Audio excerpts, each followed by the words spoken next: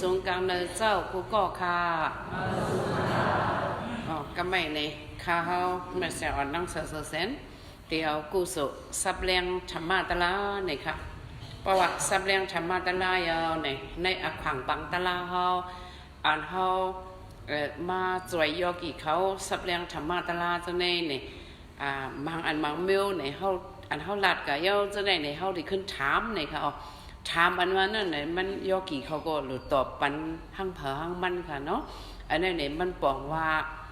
เขาเหตุการณ์หนึ่งอันในการอันเขาหลุดเจอเนี่ยเขาสัมปองเจอกาคือละเขาตอบพี่ท่าเขาตอบปันแม่ท่าเนี่ยเขาหลุดขึ้นทัดตูเขาค่ะจ้องเจอค่ะ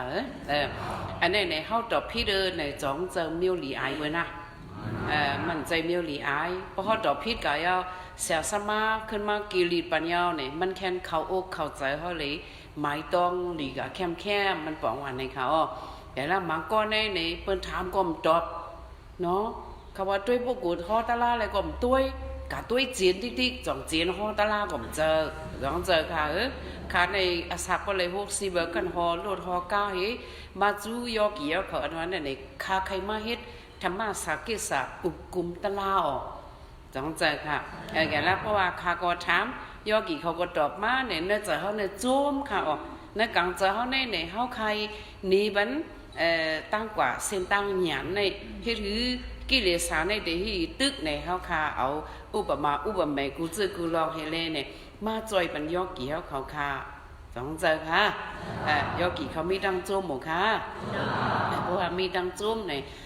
อันค่าถามในตอบอันอีกนึงค่ะใครพูดถึงว่ายอกี่เขาต้องเมื่อไรกะหือจากไหนคะอันนั้นมาถ่อมตลาดจะไหนเฮาหลุดต้องเฮก็เมื่อเจอตื้อตาเพราะว่าจัดปันเผอจัดปันมันค่ะยอกี่เขาเนาะอันว่าวิปัสสนาตลาดอันว่าในมันเหลืออะไรตีตั้งนอกในเฮากับคืนเห็นคืนจ้องจะไหนเปิ่นซ้อนปันอันเปิ่นซ้อนปันเฮานั่นในก็บางอันก็มันงำแม่นจ้อมว่าตาพระเป็นเจ้าฮอมาเนี่ยอันพระเป็นเจ้าฮอเนี่ยเพราะว่าเขามีศรัทธาอยู่มีมาเป็นอันมันแม่นเนี่ยญาณอ่อนอันพระเป็นเจ้ามาเกิดออกปันเฮาเนี่ยเฮาก็เลยขึ้นเกิดออกมาให้ไหนค่ะจังปองใจค่ะก็ไม่ได้ถามถ่อมเลยลีเมื่อวานเฮาค่ะหอดมาเผียวดีเลยดึงคำนั่นเจ้าสาวสุเจ้าข้าพ้องเจ้าสาวสุข้ามาอยู่เฮเจ้าสาวเฮามานั่งในปลางเฮฮอปันซัวอันนั้นในฮอกะอีหังมันจะแจกนี้อีสังเลยอีสังสมถะเลยวิปัสสนาในเขาก่อนต้องก็ต้องก่อนต้องก็กังปูกังปาก็ไม่แล้วตลาดในจ้องว่าหรือต้องเปิดหมอถามขึ้นในสองเจอค่ะแกแรกในบางก้อนในน้องรับในคาติกปุกถอไปถอมเลยอันคาลาดเนี่ยเจ้าสาวสับเลียงกะสมถะเลยวิปัสสนาในค่ะเป็นการลีตั้งสองอันอยู่ค่ะเป็นการลีหลายอันสอนก็กะสมถะนั่นเนี่ยมันเฮ็ดให้กิเลสเขาอันมกอยู่ในตัวเนี่ยเขามาเฮ็ดตัวนิ่มเจอนิ่มเอาอานาปานะซึ่งในเฮเลเนี่ยเอาใจอ่อนเท่านั้นไว้หนึ่งตีมันห้ามนำหมักก็เจอเขาในกับไว้ดีหมักนับมันเขาปกตินุสติก็เจอเขาในกับมีอยู่ที่กรุงพระเป็นเจ้าเนี่ยแหละกิเลสอันมกอยู่เนื้อเจอเขาเนี่ยมันบอบเย็นกันหนึ่งกำพรลีกุศลสมถานั้นซ้ำเนี่ยซึ่งว่ายกเกี่ยวเขาเฮ็ดได้อ่องการเนี่ยซึ่งว่าสุเจ้าเรียกลายขันธาเนาะเรียกลายหังเดี๋ยวเรียกลายห้ามเรียกลายเขาหรือเรียกลายขันธาเนี่ยสองใจค่ะเขาหรือขันธาเหมือนนั่นน่ะก็พังเลยคาสัมพ่อปันซึ่งในหล่ะเนี่ยเพราะว่าพระเป็นเจ้าเขาอย่าหันด่าเขาได้เนี่ยเปิ่นเมียขันธาอันตีเลยเกิดเท่าเป็นตายเนี่ยเปิ่นกว่าตีเมืองต่างตีทุกข้าชามสารนั่นน่ะเนาะเขาจะในกระเบืออรหัตตามังยันพวยันอย่าหันด่าก็ไปเลยยันพระเป็นเจ้าอันว่าสับบิยุดายันอันว่านั่นแค่เวลามันเหนียวค่ะมวยลาเวลามันเหนียวค่ะจ้องเจอจำให้อีเด้ออย่าไปว่าแต่เลยสับบิยุดายันละ อันพระเป็นเจ้าเขาแถมตาได้เลยสับบิญญาญาเนี่ยเขาจะแถมสร้างมาตาหน้าปรมีศีลปรมีเนาะปรมัตถปรมีเจ้าเนี่ยอุปปรมีเจ้าเนี่ยเขาจะแถมสร้างมาปรมี10 ปาเนี่ยตาได้เลยสับบิญญาญาอ๋ออยู่ไล่เฮไล่ไล่ค่ะจงปองได้เลยแถมสร้างปรมีอ๋อได้เลยแถมสร้างอีหยัง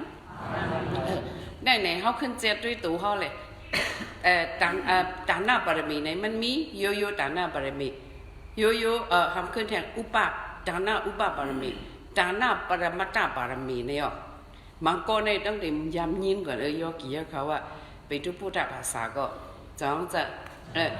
นั่นปรมีตาหน้าปรมีนี่มัน3 อันเนี่ยเขาจะได้แถมสร้างอย่างไรอันเอาล่ะ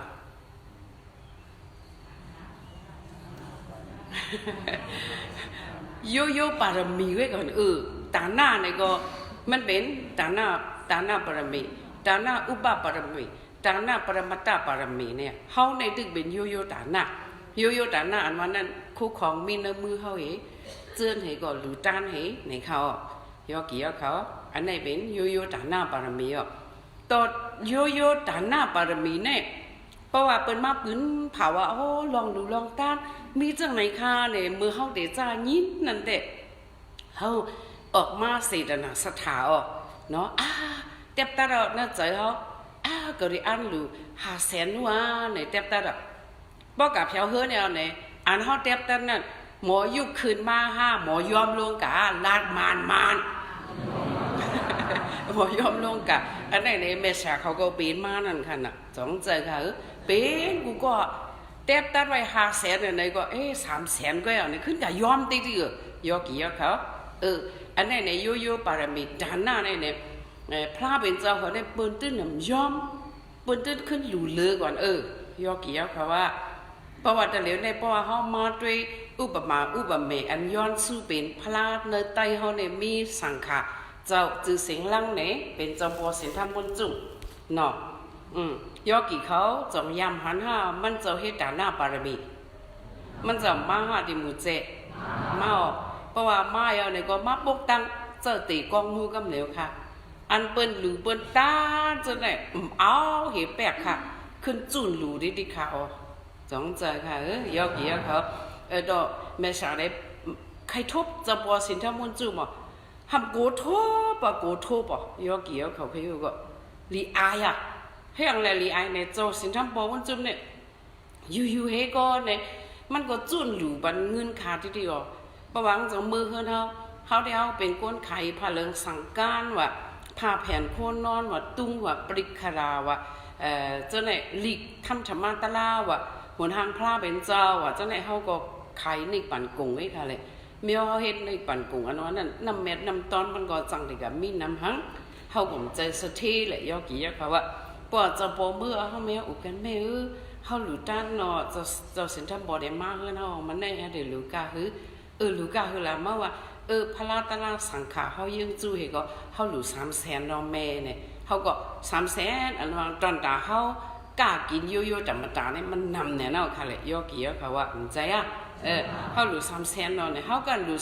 300,000เจ้าปอเฉพาะขึ้นจุนแม่นเขาได้เป็นแม่เขาจัดก่อนนั่นเนี่ยเขาหลูกายายกยาแมวมีอันยามอะไรก็ใครหลูกันอะไรก็เอาหน้าเนี่ยหลูบันแมว1000,000เขาหลูบันไปนั่งเขา1000,000ทำไมวะเนี่ยเขาหลูบันจะไปสู้ข้าวมา1000,000เขาสำหลู300,000ย้อนสู้เป็นพลาเปิ้นติ๊กทันเฮ็ดแต่หน้าปารมีเปิ้นแถมสร้างการได้เนี่ยเปิ้นสำขึ้นตาเรา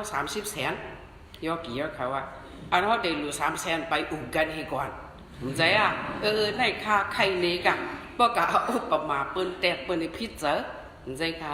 ค่ะว่าน่ะเฮาเฮ็ดการวิปัสสนาตลาดเนี่ยเฮาหลุดทัดตัวเฮานั่นน่ะอันไหนในกับไก่เลยให้ยอกี่เขาบอกว่าตาหน้าปารมีอันว่าไหนมันแถมยาบ่มันแถมยาว่าก็ไปขึ้นมาเนี่ยอุปปารมีปรมัตถปารมีเนี่ยพระเป็นเจ้าแน่เนี่ยมันเมืองตึงกาก็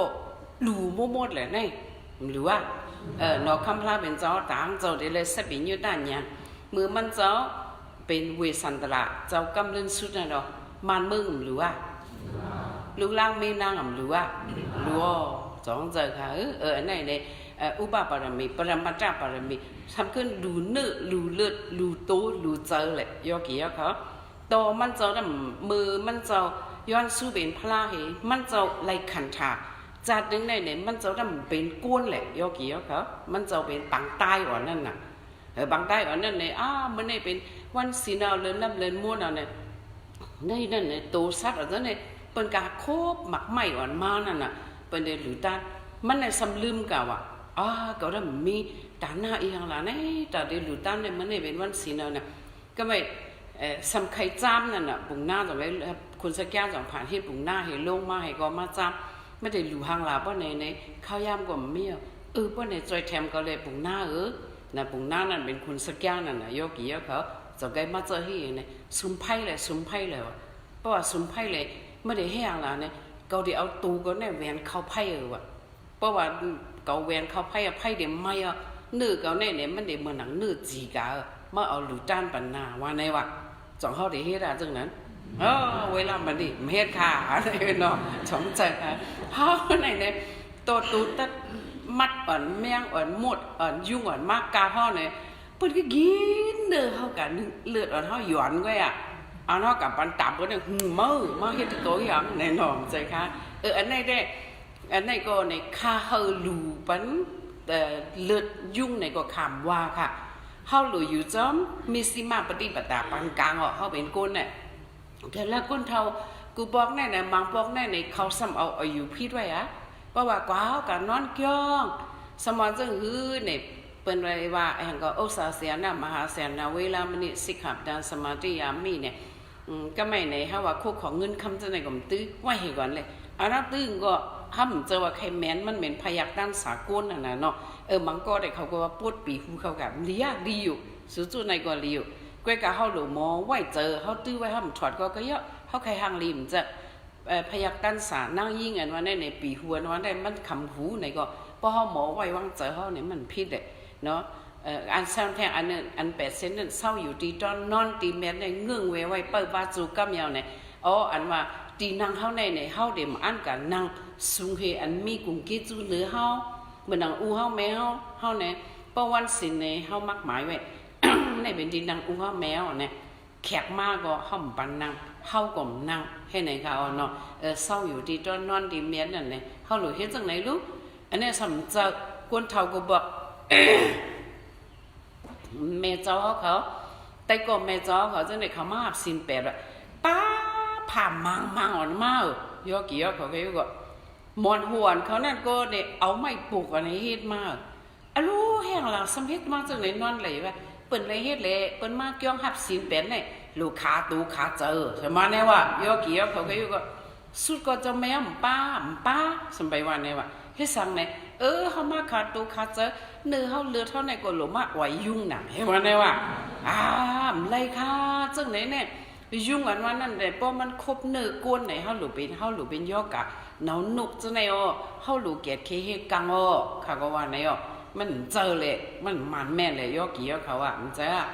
ว่ากับปันยุคโคพอได้ในลูก็ไล่เขาจะเป็นยอกะเนี่ยมันใจมิ้วมันเขาก็เลยอยู่จำกามเฮเจอเฮอุตุเฮอาหาราเฮเขาอุตุยาสีเพราะมันไม่ในก็เขาเลยละเฮ็ดปันให้มันกัดเขายอกี่เขาว่าอันไหนเนี่ยสำเอาอยู่พิษไว้สำมาลูเนื้อลูเลือดลูขาตูขาเจอว่ะปล่อยให้จังไหนเนี่ยมันเข้ากับอัตรากิลามาทานนิวยอร์กเนี่ยอันไหนก็เขาแต่เลยเงื่อนเวในเขายอกี่เขาเขาในเด็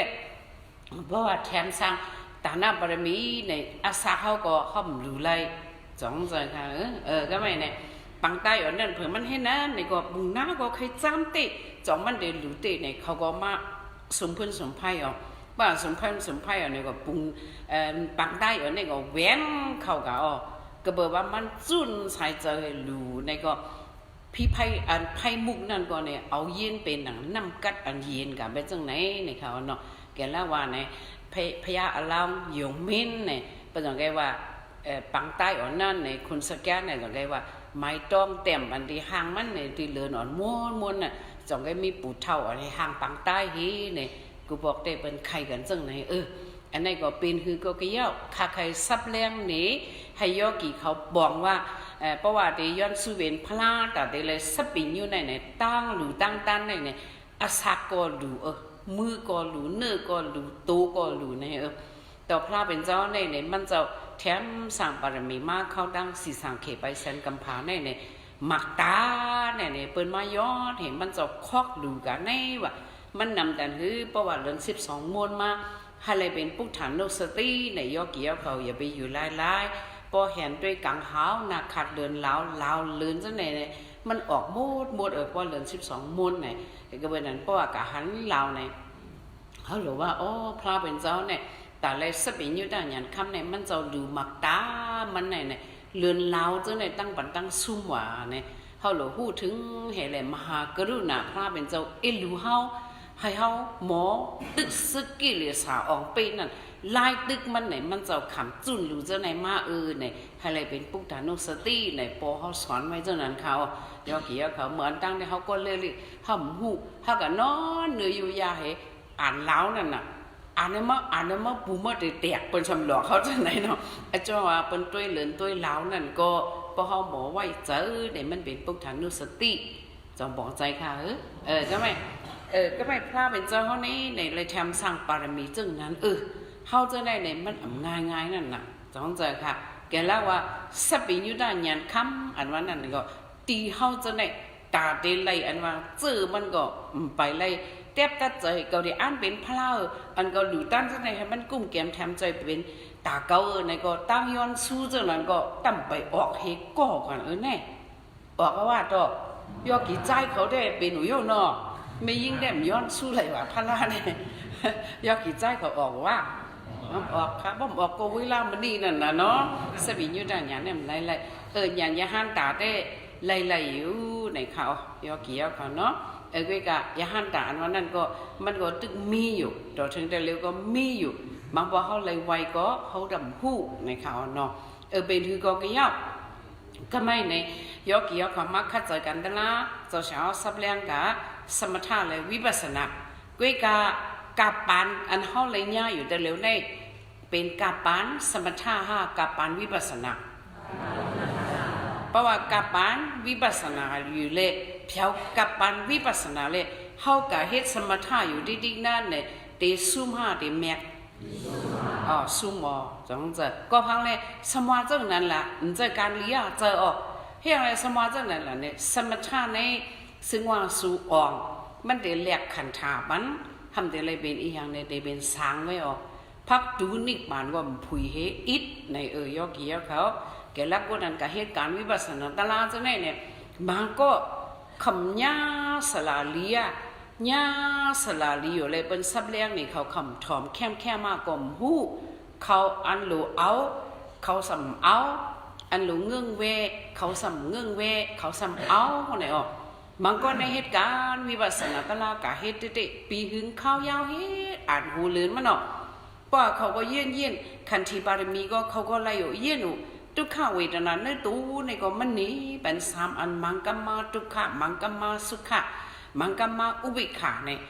เขาก็ด้วยจอมมันอยู่เขาก็หู้อยู่ก็เวทนาเขาในตู้นั่นมังกัมลอกมันไล่กับสุขเวทนาไล่กับอีหยังสุขเวทนาอันว่าเนี่ยโยกีเขานั่งอยู่ก็แห้งสมถะก็แห้งเยอะสติก็แห้งเยอะก็กับป้านญาณอันโมหันตมุติยาเตสาเป็นลูกนั่นแหละคำเมียหันอันนี้จ้านั่นแหละคำโมตัวอันนี้จ้าในเป็นอะไรในคำโมเอาให้แองกระแลงมันแตกอะโยกีเขาหันอะไรก็เอาเจอนี่เมกะยักจอมติ๊กหูจอมติ๊กเอาใจหูติ๊กเอาใจให้ต้องติ๊กมันป้านญาณวิปัสสนาในโดยเอาญาณให้ตัวโดยเอาอีหยังให้ตัวแล้วก็ไม่เนี่ยเจอเนี่ยซ้ำกับเอาใจเหตุการณ์เดียวเจอเนี่ยหมอแห้งล่ะเนี่ยวิญญาณเนี่ยขันถักมันหมอหูนั่นขันอ่ะหมอแห้งก็ไม่เจอเนี่ยสิ่งเนี่ยขันถาเนี่ยมันหมอตองน่ะหมอแห้งค่ะหมอตองอ่ะก็ไม่เนี่ยเพราะว่าเนี่ยมาเกาในเกียรไม่เนี่ยมันอ่ำอยู่เปียวเนี่ยอันไหนเป็นต่างจื้อมันว่าขึ้นเนี่ยจ้องจะต่างจื้อว่าหางขึ้นก็ไม่เพราะว่าอะโลมันเจ็บเนี่ยมันแสบพัดพิดลงจากนั้นนะอันนี้เป็นสำต่างจื้อมันว่าเจ็บจ้องจะเขาสอนกันสอนกันไว้อีกไหนก็ขึ้นเอาเนี่ยอันหมอต้องว่าพอเป็นจากไหนมากขึ้นได้เนี่ยอันหมอต้องเนี่ยเป็นเพอ เป็นเจอหมอต้องเนี่ยเป็นเพอเป็นเจอบอกว่าจังไหนเนี่ยมันเป็นอันคืนนั้นเนี่ยจงเมื่อหู้เนี่ยอิงเนี่ยคืนมายาวเนี่ยจงหู้เนี่ยหู้เนี่ยอันหู้นั่นเป็นเพออันหู้นั่นเป็นเพอเป็นเจอเนี่ยการเหตุการณ์วิปัสสนาตลาเนี่ยเปิดหรือเอาหยานเฮ็ดเอาเจอเฮ็ดเอาหยานเฮ็ดสัมกะเอาเจอเฮ็ดหัวว่าแก่นะว่าคืนนะว่าตัวหน่อยก่อนนะคืนเจ็บไม่แกนะหนาวเนี่ยอันเจอเนี่ยเอาอีสังเหตุการณ์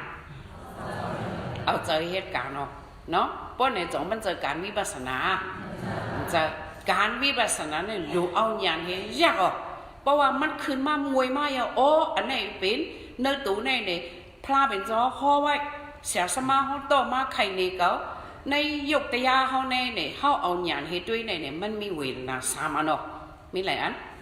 พระเป็นจอข้อมาว่ามีเวทนาสามอันวะมีหลายอันค่ะสามอันอันกินขันเจออยู่ในเนี่ยอันไหนเป็นทุกข้าวเวทนาอันไหนเป็นอีกครั้งทุกข้าวเวทนาอันเมากะทั้งตัวกะเย็นกะสภาพเมากะทั้งตัวอิงเลยก่อนเนี่ยเจ็บว่าก้นว่าคืนว่าจังไหนมีให้อีกอันไหนสภาพด่านเขานั่งเนี่ยมากุนลงนู่นกุยลงว่าเมาทงยงมาบอกมาตัวกะเนี่ยตัวเนี่ยมีเนี่ยเอาใจในหูแบบอันไหนเป็นสุขเวทนา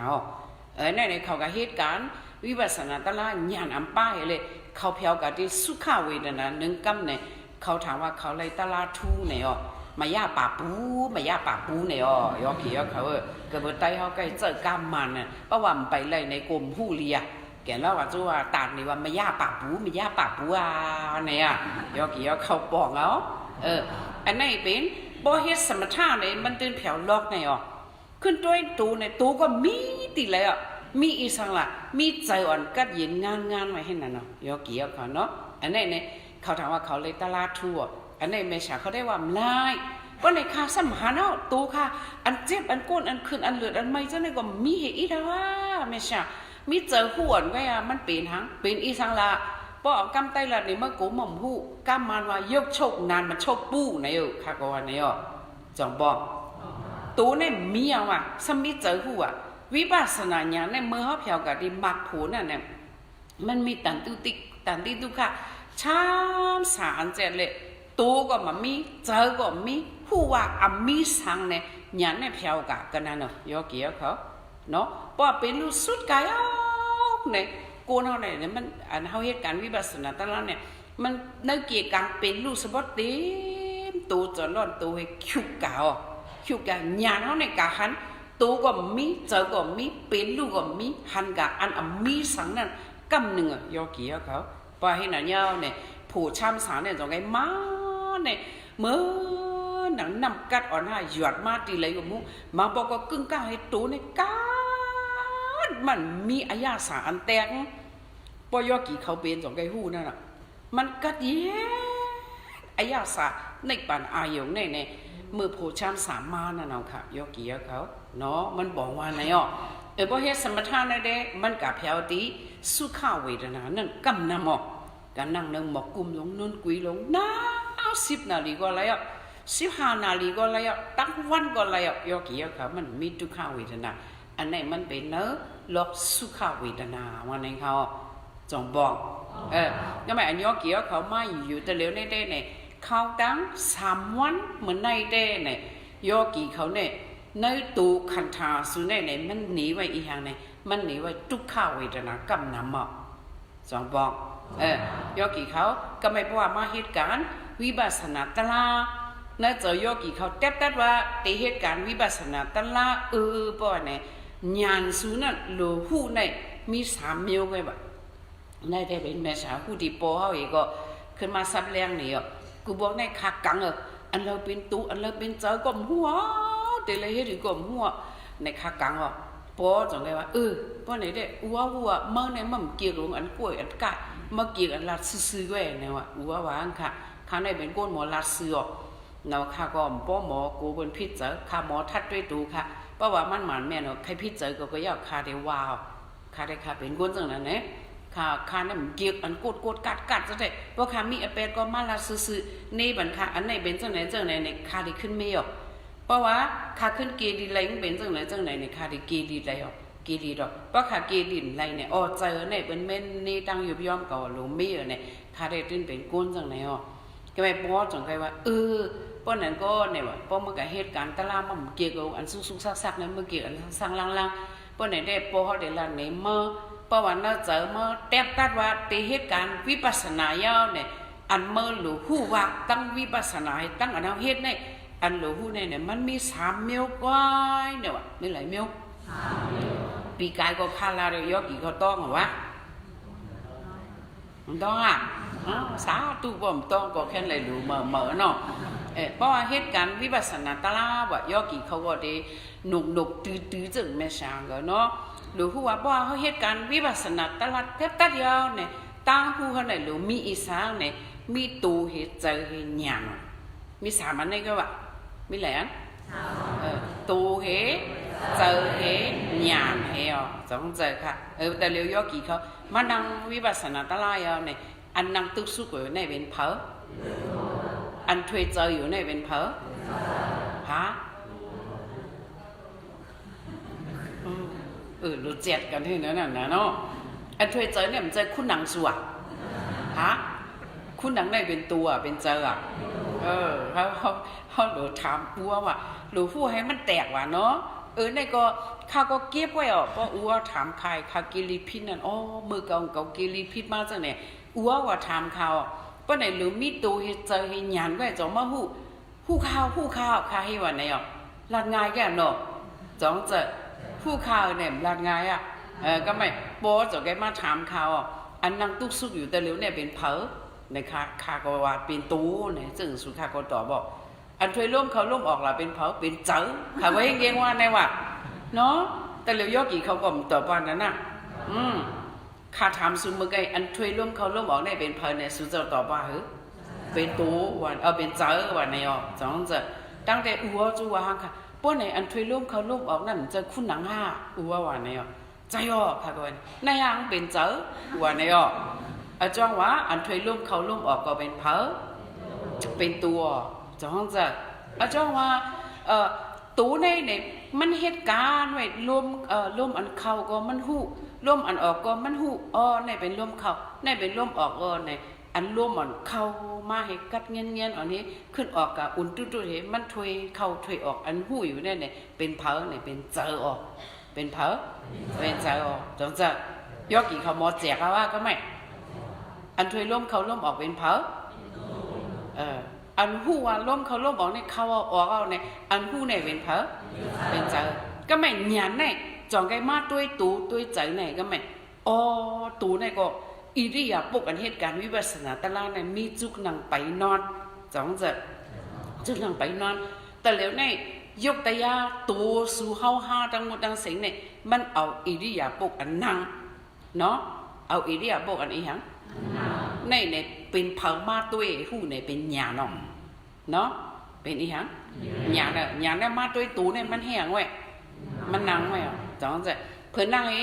สุจตูสุนั่นเนี่ยเสียคำสอนปันเอาลมเข้าลมออกเลยอันนี้เขาจือว่าอานาปานากรรมฐานอานาปานานัสติเนี่ยเพราะว่าในเนี่ยก็ไม่เจออ่อนสุดจะเนี่ยมันกว่าก็คือจะเนี่ยมันมาอยู่ที่อิงลงเข้าลมออกนี่มันเข้าก็หูออกก็หูเข้าก็หูออกก็หูเนี่ยก็ไม่หยันเนี่ยสำคัญตัวเจอ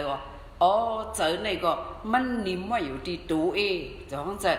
เจออันโบหูนั้นนิ่มว่าอยู่ที่แล้วนิ่มว่าอยู่ที่ตัวนิ่มว่าอยู่ที่แล้วสุ่มเลยยินข้าวซอยอิ่มมั้งเนี่ยทางสุเบตตอบอีละฮะนิ่มว่าอยู่อิงแล้วค่ะเขาเห็นในอินกว่าธรรมะสากิสากันจังจะแกแล้วยอกี่คำตอบนั่นน่ะตั้งแต่ตลาดเมษาได้เป็นธรรมดาอยู่ไปปีเลยก็มาห่ออันไหนก็ยอกี่เขามาบอกเมษาห่อด้วยนาป้ายอกี่เก่าเขาอันเขาหักเขายุ่มยำว่าเมษาเขาจะเสียเขามาจอยเขาเนี่ยเขาก็กะเอาอันตั้งจอยแถมเขาเนี่ยเมษาว่าอันหนาวมันหนังรั่วเขาจะในเขากูเปียไม่ใช่ว่าอันหนาวเป็นตลาดเก่าไว้เลยเนาะเหมือว่าเหมือช่วงปีเลยปีนั่นน่ะดอกสาธุ ก็ไม่ในป้องในต้องหรือลีขนา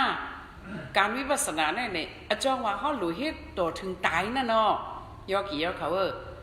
เขาอย่าไปตายงือตายเสื้อว่าก็ไม่จ้องจะเขาหลุดตายจอมตั้งผู้หมันแม่น่ะตายจอมอีหยังค่ะตั้งผู้หมันแม่น่ะก็ไม่ตั้งผู้หมันแม่อันว่านั่นเนี่ยพระเป็นเจ้าว่าเนี่ยกูบอกในเต้เนี่ยเขาตายจอมตั้งผู้พิษมาก็ไปตั้งผู้พิษเนี่ยเป็นอีหางแหละเนี่ยแต่กายะห่างพังตูอันมีไว้อยู่อุตุห่างพังตูจะไหนกันเนาะอันไหนเนี่ยเขาสำกับไม้ว่าเป็นเกาเนี่ยได้ดีอ่ะอันไหนเขาพีดอกเขาให้ยังเขาพีดอกตั้งแต่เนี่ยเกาอันว่าเนี่ยเขาหากล่อมเลยพระเป็นเจ้าว่าก็เลยสบิญญุตาหยานมาเนี่ยมือกับอะไรสบิญญุตาหยานนี่เขาตั้งในกำผาอันมีตูมีใจเขาเจอตื้อว่าเป็นเกาอันว่าเนี่ยก็เลยสบิญญุตาหยานนี่หาด้วยเนี่ยเกาอันว่าเนี่ยมันมีหาก็เลยก็ไล่ในยอกี่ยอเขาว่าพระเป็นเจ้าเขามาลาดนีปันเขามาเกิดออกปันเขาหยานอันหูจักสัจจะออกอันหูจักอะไรอย่างค่ะ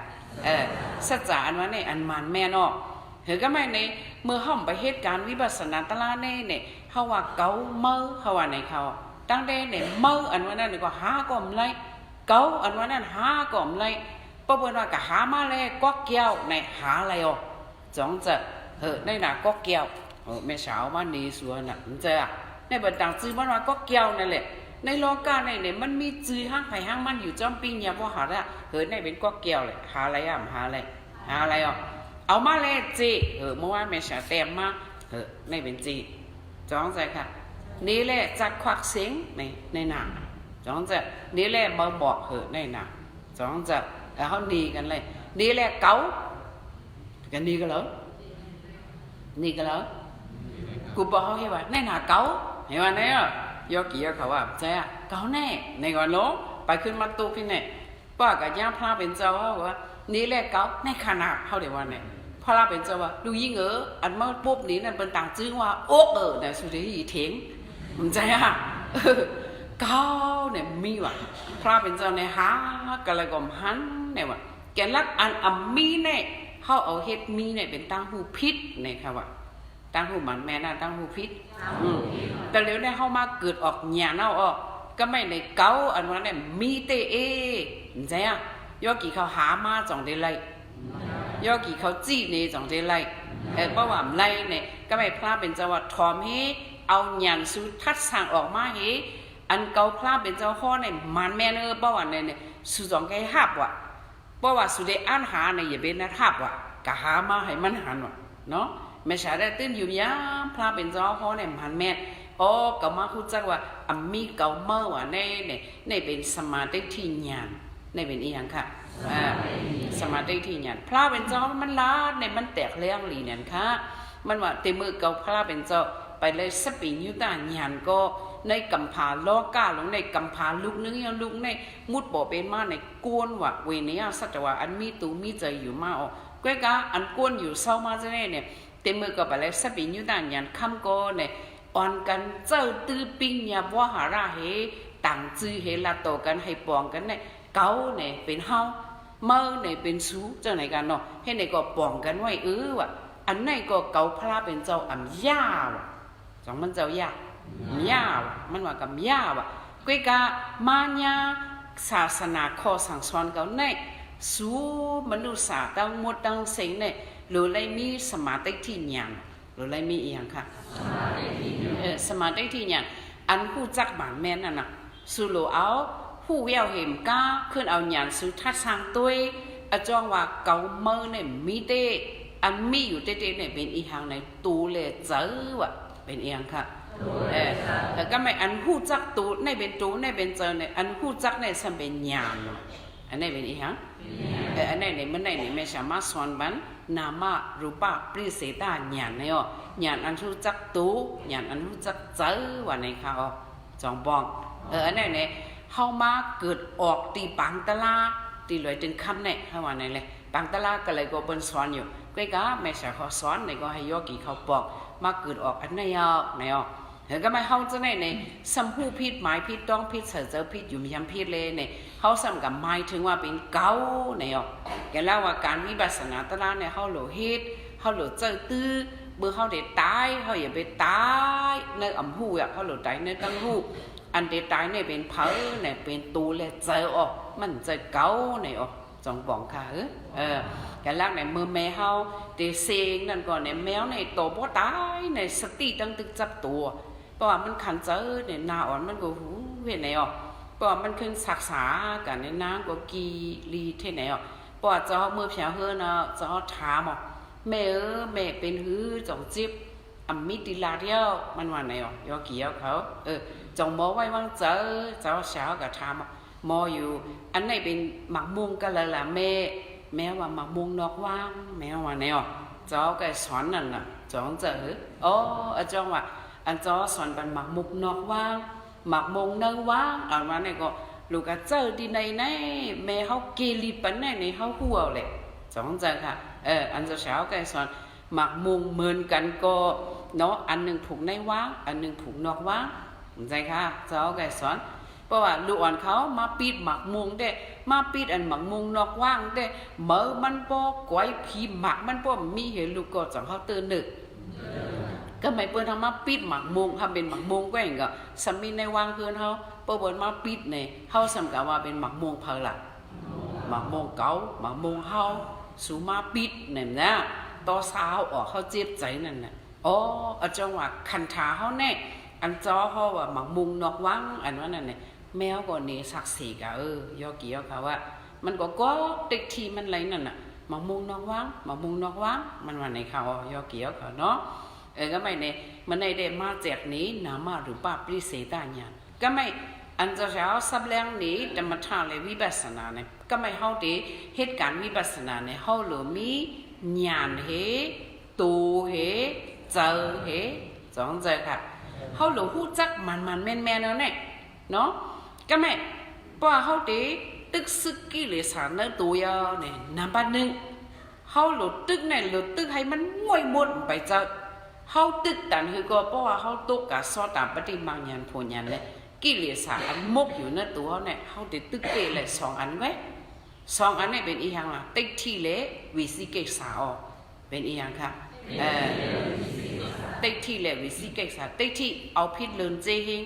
วิสิเกษายุ่มเยอะยังอ่ำแตกในนั่นน่ะเนาะเอาพิษเลินเจหิงในอันนั้นเจอมันในพระเป็นเจ้ามอก็เกี่ยวมันเอาอายุวัตามันแม่เนี่ยเอาพิษลืนเจเฮงเนี่ยยอกี่ยอเขาเปิ้นเฮ็ดแหละกะเฮ็ดจอมเปิ้นป้อเฮามีสมาธิที่หยาเยาวเนี่ยอันว่ายุ่มเยอะๆอำแตดก็เฮาเป็นอ่ะเอาอายุวัตาพิษก็เฮาเฮ็ดอ่ะในเขาแกละว่าดิลาชูก็เขาฮ้อมาอ๋อยอกี่ยอเขาอันว่าอายุวัตาพิษติที่ยุ่มเยอะๆอำแตดวิสิเกษาเอาพิษลืนยุ่มเยอะๆอันแต่ติที่เอาพิษลืนเจเฮงเนี่ยยอกี่ยอเขาจูเป็นก้นแนวจงสุยามหันลูอ่อนแห้งจงยามยินลูอ่อนแห้งบางก่อนในเบิ่นเกิดลูอ่อนแห้งก้นเขาอันเป็นลูอ่อนย่ำจังเนี่ยซ้ำอ่อนกันกับวัยลูอ่อนแห้งแล้วเนี่ยยอกี่ยอเขาให้อยู่ก่อนเนาะตั้งแต่ลูอ่อนแห้งอันวันนั้นเนี่ยเขาเป็นก้นปิดตาเป็นอีหยังกวนปิดตากวนอยู่อันธรรมดามนุษย์สากวนเฮาเหกวนปิดตาเหอันละแม่กวนมนุษย์สากวนอยู่ในแม่ดอกซ้ำอ่อนกันกับไว้กวนปิดตาเนี่ยยอกี่ยอเขาอยู่ก็ซึ่งก็เขาเป็นกวนเลยกรรมเขาวันหลังนั้นคำไรเฮ็ดตั้งหรือมาแคมคำหมอไว้วางเจอมันแม่นแหละเขามาเป็นกวนสภาวะกวนเฮาได้หรือเลยมีตะเหลวได้เฮาหรือเลยมี5 ปี6 ปีเฮาว่าไหนเลยนั่นในเขาสามารถมีเอาหนึ่งคืบก้อยในกุ้งอิงกาหางพังก้นดำเตียนเลยเนี่ยสำกับไว้หลวนแห้งยอกี่ยอเขาให้อยู่ก็เนาะอันในก็ติดที่เอาพิษลืนจีเฮงไหนเนาะวิสิเกษายุ่มเยอะยังอ่ำแต่ติดที่เลยวิสิเกษาเนี่ยเขาทำต้อยกันเนาะแกแล้วว่าไต้ก่อไม่ฉาสมีก่อนเนี่ยเขาก็เป็นไต้ก่อหักกันก็กะในก่อไม่ฉาต่างอเปลี่ยนใจมันก็ปัญหาขวางคากาลาดนี้เบิ้นจะตีเขาในก็ติดที่ยุ่มเยอะยังอ่ำแต่เอา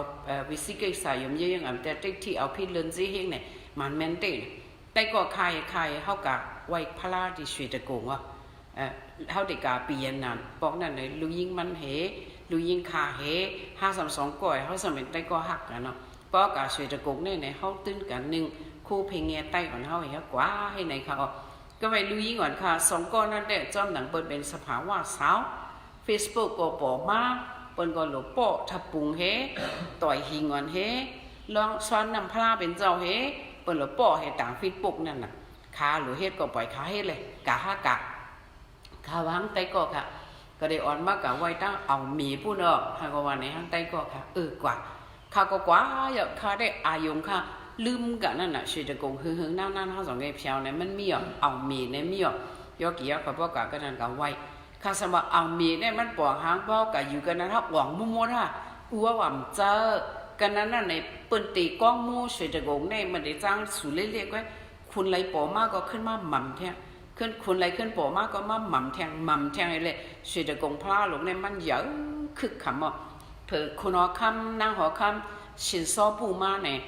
มันก็เนี่ยเป็นนางหอคำเฮเลยเนี่ยมันก็นับยำในศาสนาพระเป็นเจ้าเฮเลยตีกองมู่ช่วยจะกงเนี่ยมันเฮ็ดอยากจูเฮตูมันนั่งอยู่ดังไหนคำเนี่ยใส่ดังไหนให้ไหนตูมันนำนักตูมันมีกาก็มันหิวคำให้ก็ดูใส่ดีกองมู่ช่วยจะกงเนี่ยให้ไหน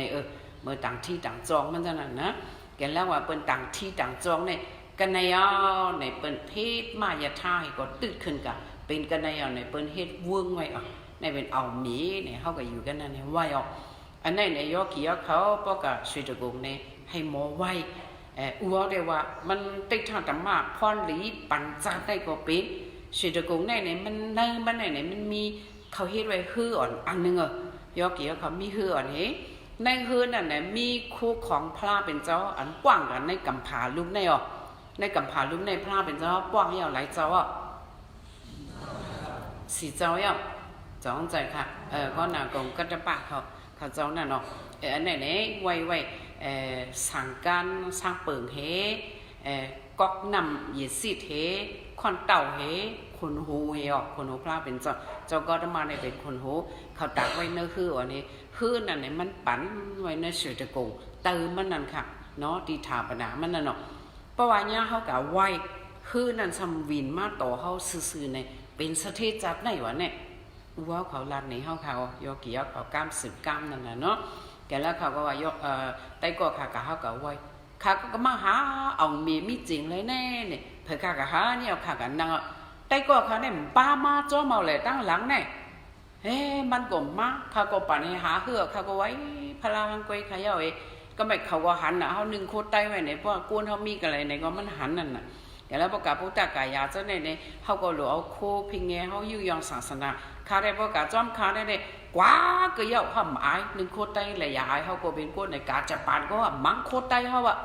บ่กลางวันนึงเลยฮอตช็อตข้าให้ไหนยอกี่ครับเขาก็1โคตรไต้ก็บ่ก็อังกฤษเขาก็มาปอกแค่พังต้อยของเขายอกี่เขาว่าเนาะ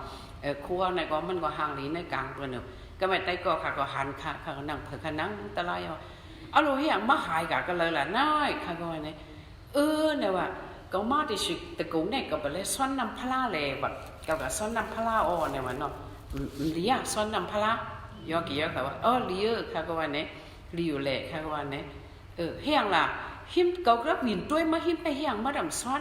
อารมณ์มันนี่ก็เกิดล้วนปกตะหู้แหละก็หาพลาปกตะหู้ว่าเนี่ยว่ายอกี่ยอเขาว่าในเป็นยุ่มเยอะยังอ่ำแต่แล้วน่ะจ้องจะได้ที่เอาพิษลืนเจียงน่ะตั้งแต่พระเป็นเจ้าก็ตมาก็ยอกกัตบ้าก็ยอกก็นากุงก็ยอกกุกสันก็ยอก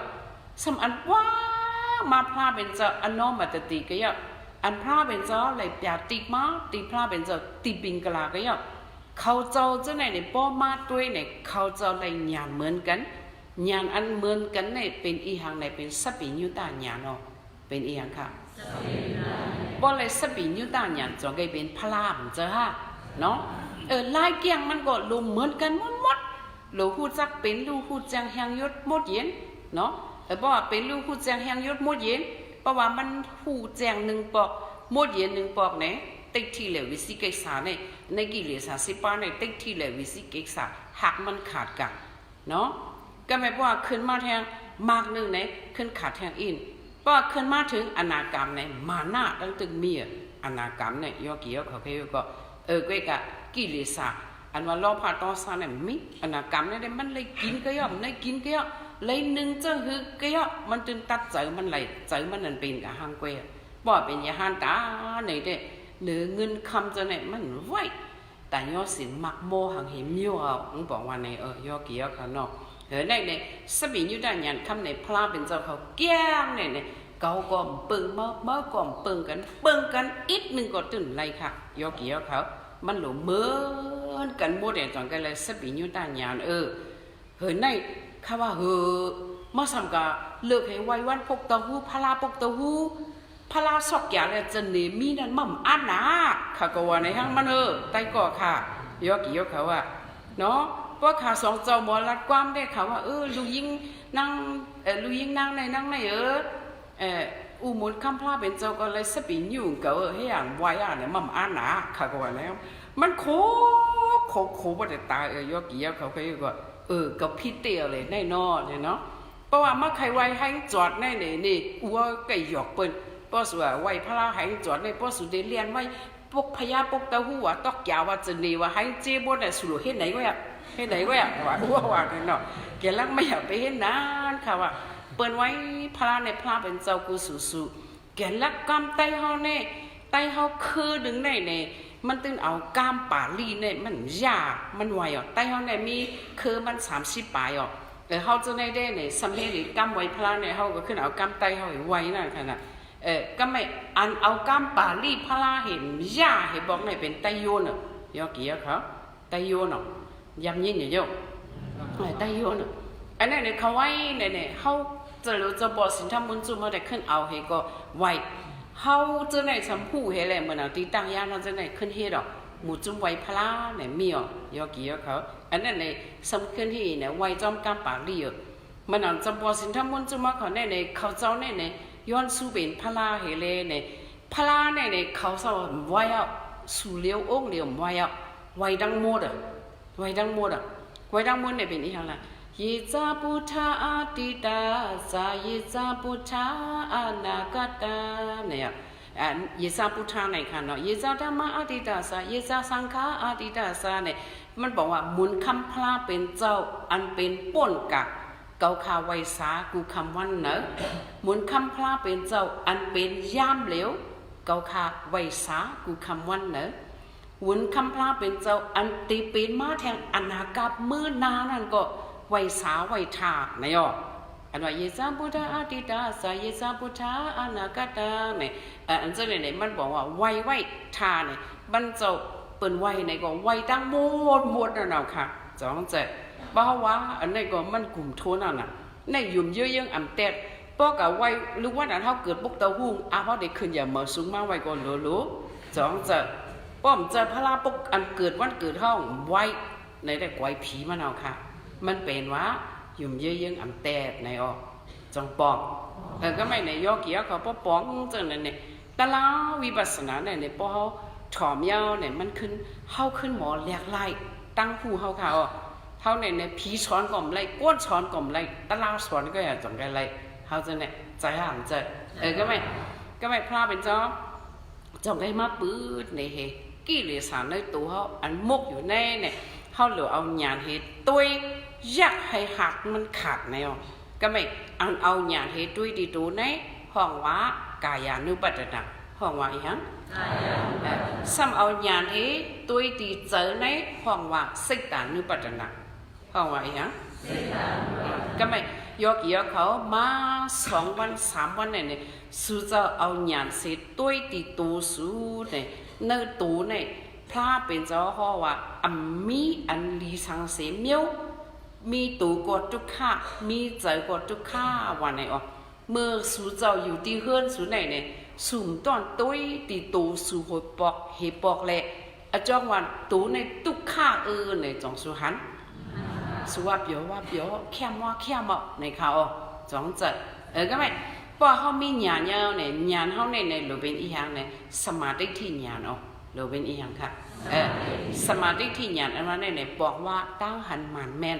ตั้งผู้หมานแมน ตั้งอยู่อย่างหมานแมนในเขาเนาะก็ไปเผยยอกี่ยอเขามาด้วยในตู้ในเนี่ยกำพาเป็นเจ้าห้อเนี่ยหมานแมนห้าหมานแมนห้าเนี่ยสู่เจ้าด้วยในตู้สู่ในพาเป็นเจ้าว่าด้วยตู้ก็ทุกข้า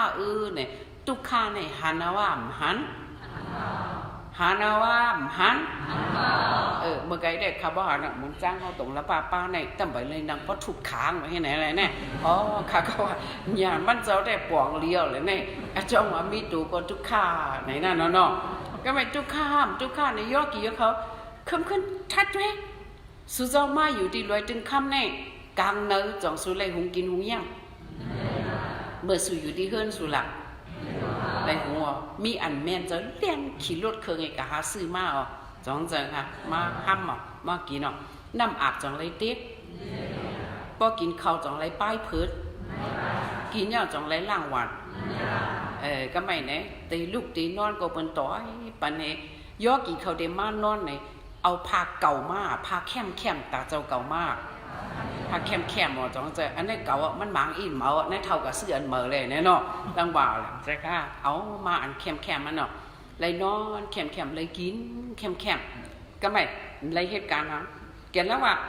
เป็นปันเหตุการณ์ฮะเนี่ยกูยอกี่เขาเนี่ยเข้าต่างตะย่าเนื้อตะเล่ายอกี่เขาได้ว่าจัง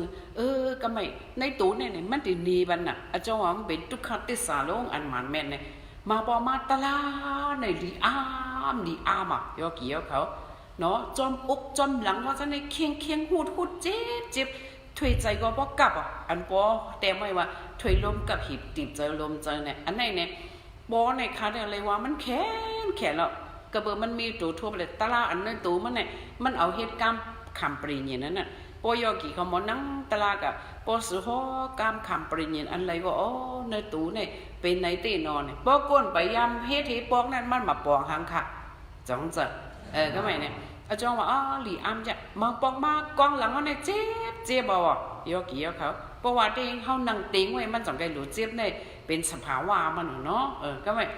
ตุกคาในมันหนีมาในตู้เขาในกูตีกูตั้งว่ะเนาะหนีมากูตีกูตั้งหมันแม่ก็ไม่เพราะว่าเจ้ายอกี่ยอเขาติวน้ำอาบเนี่ยยอกี่เขาได้ว่าก็ติวน้ำอาบเนี่ยแขนเขาเนี่ยคืนเอาเนี่ยแต่กันนี่จังไหนอ่ะนั่นก็ปัดอยู่ทั้งวันแหละแขนเขาเนี่ยคืนเอาเนี่ยกูเลยนี่จังเลยแกเล่าว่ายอกี่เห็นว่าเนี่ยเปิ่นปันให้ทั้งอย่าไปให้เขาต่างตะย่างเนื้อตะลาเนาะมานั่งตะลาเนี่ยเผื่อมาด้วยเนี่ยทุกข้าลงเนี่ยเขาตัวเจอเขาเนี่ยเขาไปปันผ่าตั้งเลยเขาตัวตีตัวยักเลยยักในตัวเลยในตัวเนี่ยมันหนีมากน่ะอันนั้นตาเขาอุปเปิงเงาเลยอันนี้จ้าหมอเป็นหมอลู่เฮเลเนี่ยเป็นทุกข้าลงเนี่ยยอกี่เขาหมอหันมาตีตัวในเอาหยานเซตุยตีตัวเฮห้องว่ากายานุปัตนาในเขาจงบอกก็ไม่เนี่ยสมตัวดีใจเผยยอกี่เขาตัวดีใจป้อปกวนเหตุการณ์วิบัตินาตลาอันว่าเนี่ยตูเลเจอเนี่ยหรือจับกันเนาะหรือให้ยังค่ะหรือจับกันนะเนาะเพราะว่าเหตุการณ์วิบัตินาตลาเนี่ยตูอยู่ที่นึงเจอกว่าตั้งหนึ่งอ๋อมันเป็นทางค่ะนั่นแหละมันใจการวิบัตินาเพราะการวิบัตินาเนี่ยพระเป็นเจ้าตึ้งตั้มหมายว่าอุปเดมันตูเลเจอหรือจับกันแล้วก็ไม่ยอกเหี้ยวขามาตัวยเนี่ยจ่องมันทำจับจ่องจับเป็นกำไว้แรงกว่าจงจะขึ้นเอามาอันไหนในห้องไปเฮ็ดวิปัสสนาเนาะมันถึงเฮ็ดสมถะไว้นั่นถึงเฮ็ดอย่างสมถะเขาก็ว่าในเป็นที่อยู่เมื่อเจอเนี่ยเขาไหวปองว่าเจอเนี่ยมันเหลืออยู่กันในมันทำกว่าเขาขึ้นเก่ามันมาให้ในเมื่อกว่าขึ้นเก่ามันมาให้ในอันนี้ถึงเป็นสมถะบอกว่าวิปัสสนายาวเนี่ยสิกตานุปัตนายาวเนี่ยบอกว่าเป็นวิปัสสนาในหรือป้าอีหังก็หรือป้าหยาหรือป้าอีหังบ่เหตุการณ์วิปัสสนาในหรือมีหลายอัน3 อันตูเหเจอเหหยาเหก็ไม่ป้าเหตุวิปัสสนายาวเนี่ยเอาหยาเหตุด้วยจิตใจนั่นป้าใจนั่นนะตัวเอาเนี่ยพิ้วในปิวกายจังใจป้าปิวกายเนี่ยหยาเนี่ยผู้เจ้าเนี่ยเป็นเจอปิวเนี่ยผู้ว่าหังเจอปิวเพราะว่าเมื่อสู้ว่าเนี่ยเป็นเจอปิวเนี่ยเจอปิวนั่นมันสืบปิวจริงๆค่ะมันเกิดกามันแหลกลายไปแล้วน้องใจค่ะเจอปิวนั่นกวยเนี่ยเจออีสังสมาเนี่ยเจอสติธรรมะ เจออีหยังมะในเอาอีสังตัวเหหูเอาอย่างเสียตัวเหหูอ๋อในเป็นเจอสติอ่ะเพราะเจอสตินั่นเพราะมันมีเอาเนี่ยเจอเนี่ยสำคัญเฮ็ดเนี่ยอ๋อโลเฮ็ดลมเข้าลมออกเนี่ยเมื่อว่าโลขึ้นเรียกเฮ็ดลมเข้าลมออกเนี่ยเอาอย่างนี้แทบตัดมันตัวเนี่ยสัมเป็นเจออีหยังเนี่ยเป็นเจอวริยาเป็นเจออีหยังเป็นเจอวริยาเพราะเป็นเจอวริยาเนี่ยยกอีกเขาสำคัญมาเอาลมเข้าลมเอาอ่ะถอยเข้าหูถอยออกหัวเนี่ยมาด้วยเนี่ยญาณเนี่ยสำคัญมาด้วยเนี่ยเจอเนี่ยสำคัญเป็นอีหยังกันเนี่ยเจอสมาธิให้ไหนอ๋อเป็นอีหยังในเป็นสิกตานุปัฏฐาอ๋อเป็นอีหยังค่ะสิกตานุปัฏฐาก็อีกามังปองมาห้องนางตาลาอยู่ก็ตู้ห้องเนี่ยไปเจ็บเจอเนี่ยออกเจอจ้าเจอมือละยกี่คำยามเป็นนะยามเป็นแม่สาวเนี่ยยามเป็นปอกหนึ่งต่ำลืมเหตุปอกนั่นเป็นกันนางตาลาที่ตาปกสีปอกกลางนั้นสีนาลีในเพราะว่าเต้มันเนี่ยมันแคบนะเนาะกลางไหนในยกี่เขาไหวสติเห็นนางเลลีจังหมดตุกตลาทั่วเฮ็ดสังในยกี่เขามานังตลาดกังคำเอาเนี่ยมาขามสิน8มื้อจ้ะมาขามสิน8แล้วมื้อที่นอนยาวเนี่ยจ่องขึ้นมื้อกี่น่ะก๊อกจ่องมื้อกินน่ะเพราะกินน่ะเนี่ยสินสุในมันฮักเอาวะจ้องใจค่ะมันฮักเอาเลยก็ไปนอนก่อนนอนตลาดขึ้นตื่นมาเอาเนี่ยก็มื้อพ้องนั่นเนี่ยเจอยกี่เขาในกิเลสอีหยังก็มันเข้าเก่าอ่ะจ้องจะแห้งเนี่ยตึกลูกมาเมืองแรงเนี่ยน่าจะยกเกี่ยวเขากับสุดนาก็ลูกกันนั่งตาล่ากลุ่มขึ้นเปิ้นกูตกหรือน่ะเนี่ยเจอในเนี่ยมันเป็นเจอกู้สู่โซ่ไงอ่ะจ้องจะมันออกเจอกู้สู่ไงเพราะให้นั้นยกกี่เขาย่างมาก็ตั้งอย่างอ่อนสุดนั่นเป็นมันนั่งกันตะลายเพราะมันนั่งตะลายอย่างเนี่ยยกกี่เขาเนี่ยมันจืนลีเนี่ยเข้าอายงจังเนี่ยตูเข้าขาเนาะตูเข้าก็จืนใจเข้าก็จืนเนี่ยเหตุการณ์ตะลายก็มันแคบอ่ะกลางเนื้อเนี่ย4 โมงครึ่งต่อ5 โมงครึ่งเนี่ยไล่สมาธิเฮเปิ้นเนาะมึงสบายตั้งนอนอีนั่นเห็นน่ะมันใจอ่ะก็นิ่งจนเนี่ยมันก็เนี่ยมิ่งแบบไว้เนี่ยยกกี่เขาขึ้นไว้สติเนี่ยหลปุ๊กวริยะเนี่ยหลปุ๊กเนาะสติวริยะหลห้อมกันให้พอไปที่นาไม่ตาอันตาลับตานอนน่ะเนาะเขาหลเอาหยังเขาติ้งตัวในขันเท้าให้ไหนทำไมแม่สาวเนี่ยมาอ๋อเจอจ้าเจอมือมองหน้าลีเนี่ยโทนเอายกกี่เขาไปว่าเอาลูกบอกว่าสิอันติดใจเขาเนี่ยมันบอกมาเวทนาเนี่ยทุกข้าเห็นเปิ้นตึกหยาบเตี้ยๆยกกี่เขาถุยล้มเขาล้มออกตาด้วยความใครเป๊ะเนื้อเจอเนี่ยบ่ใครลุกเฮแอนปากย่องให้แนวมันปวดทุกข้านั่นน่ะมันบ่อยยังมันก็เนี่ยซ้ำปอมาเจอเนี่ยฮะบอกมาเวทนาอีหยังใครห้องใครให้นั่นน่ะออกเจอใครให้อ่ะเนาะมันก็มันเป็นน่ะอันนั้นเนี่ยเขาหลุดทิ้งอ่ะเขาหลุดให้ยังทิ้งอ่ะอันนั้นเนี่ยเวทนาปอมาดีเลยเนี่ยปอมาดีเจอปอมาดีเลยปอมาดีเจอก็ไม่ยกเกี่ยวเขาซ้ำหลุดเอาหยาดให้ด้วยนั่นน่ะมันติดใครให้อ่ะเจอเนี่ยจ้องจะมันออกเจอใครให้อ่ะน่ะซ้ำเดลฮีมันขันทีปารมีแถมสร้างเลยหยาดในก็หลุดกระตุกปันเจอเพราะว่ายกกี่เขามีสติขันทีปารมีแถมสร้างให้ยกกี่เขาให้เนี่ยญาณเนี่ยเตเลยตัวสติบันว่าสิ่งให้เมื่อเนี่ยตียาเก้าสมาธิก้นหิมเมื่อวันไหนเขาจ้องจะแกแล้วว่ามันทิ้งหยาบที่เดียวมันก็เนี่ยหมอทิ้งสิตานุปัฏฐาก็หมอด้วยเขาออกจากให้นะให้เนี่ยสมาธิบรรลุหมดแล้วนะยกกี่เขาว่าจ้องจะสิตานุปัฏฐาเนี่ยก็รู้หมดด้วยสองฟองค่ะมันเนี่ยขามาสับแรงปัญญากี่เขานามารูปปริเสตาญาณมีตูเหมีเจอเหอันผู้จักตูเลยเจอในหาเป็นภายในเป็นญาณจ้องใจค่ะก็ไม่ไล่ตึกซึกิเลสในตูอันยักในตูในสมินกายานุปัฏฐาอันยักติเจอในเป็นสิกตานุปัฏฐาข้าวยำมันก็เต็มทนกะย้อนกึศเย็นคอตลาดในก่อนค่ะ